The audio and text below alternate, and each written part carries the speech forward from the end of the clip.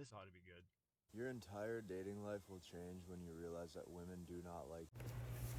Hi, thank you for putting that up there, and thank you for giving me a self lesson.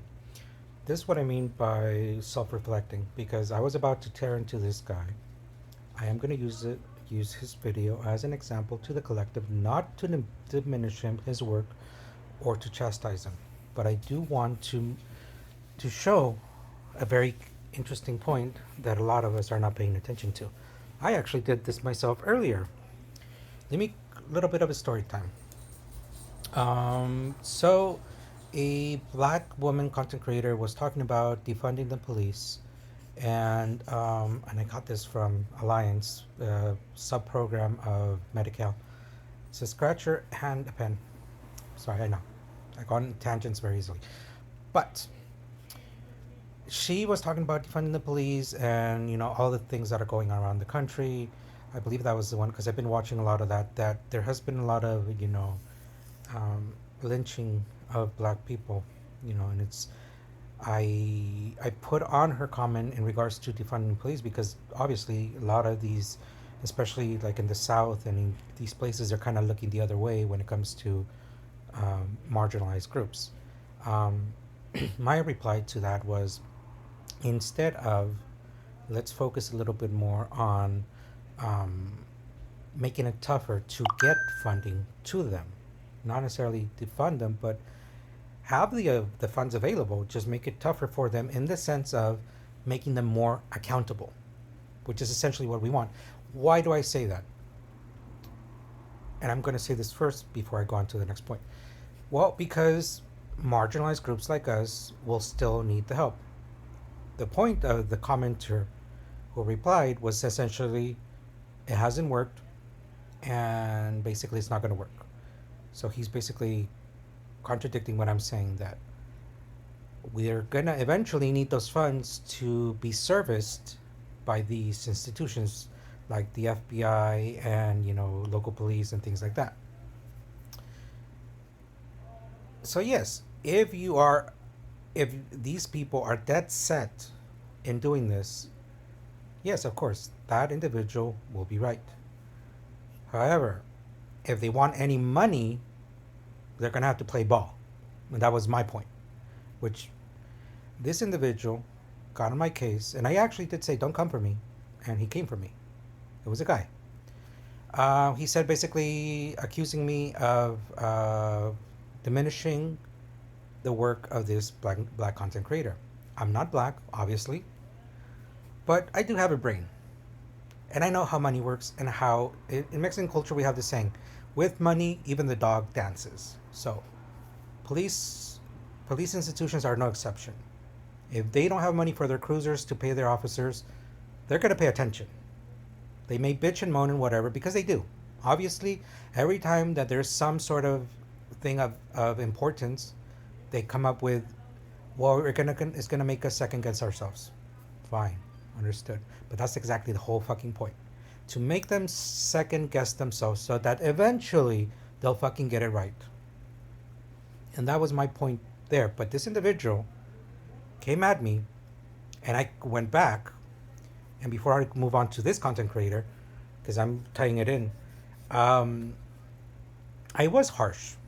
I was very harsh because part of me is very annoyed with pessimistic people like that individual who answered to my reply in a very almost condescending way.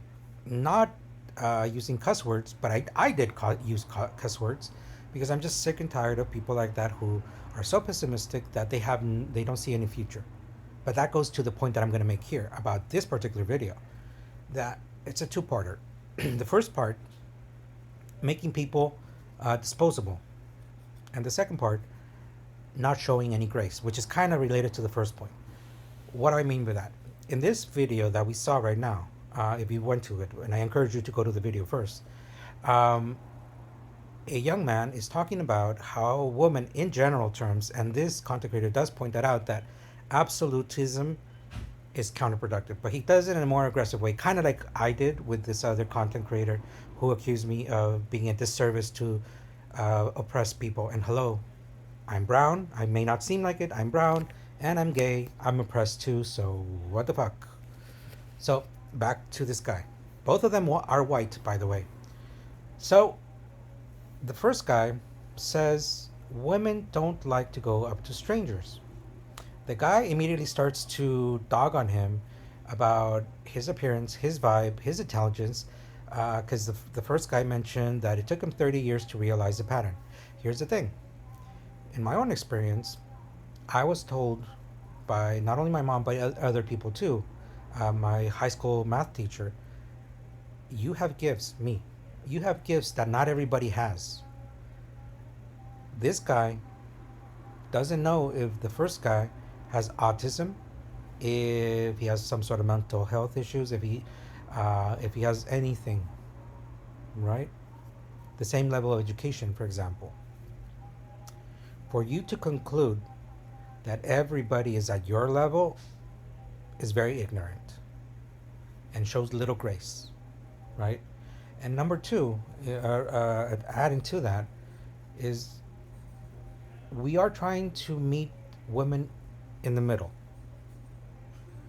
Some of them, not all, have voiced as much that they want a punitive resolution to punishment. The ones that are more androphobic, leaning towards misandry, have said as much. One going so far as saying that wouldn't it be a good idea to unalive baby boys? That is getting very serious, guys. Um, and so rhetoric like this particular content creator is very counterproductive. Why? Because every June, conservative people remind us that it's men's mental health. So that being said, how do we expect to live up to the efforts of deconstructing patriarchy if individuals like him, this content creator, and myself, and many other men, in the process of trying to meet women halfway, are being patriarchal to those who are still catching up? Is that fair to them? Is their behavior abhorrent, counterproductive, whatever you want to call it? Absolutely. But that doesn't mean they become disposable.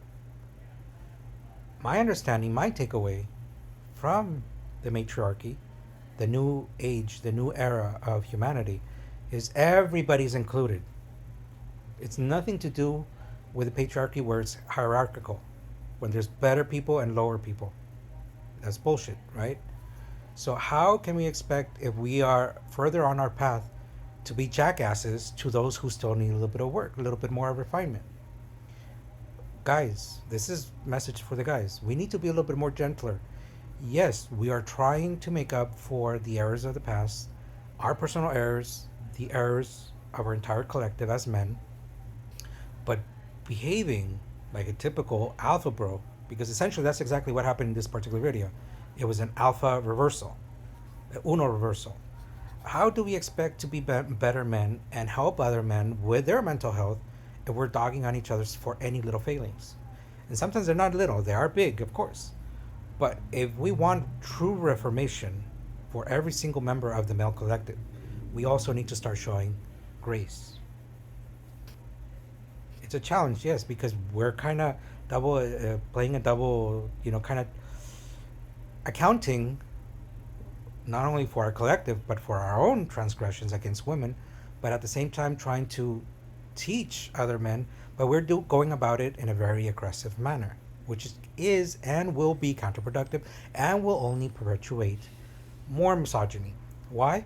Not only will the individual be resistant when they feel attacked, but you also have children, little boys, who are hearing all this stuff and they are internalizing it. So how do we dismantle the patriarchy when we still behave in very patriarchal ways? I hope that makes sense.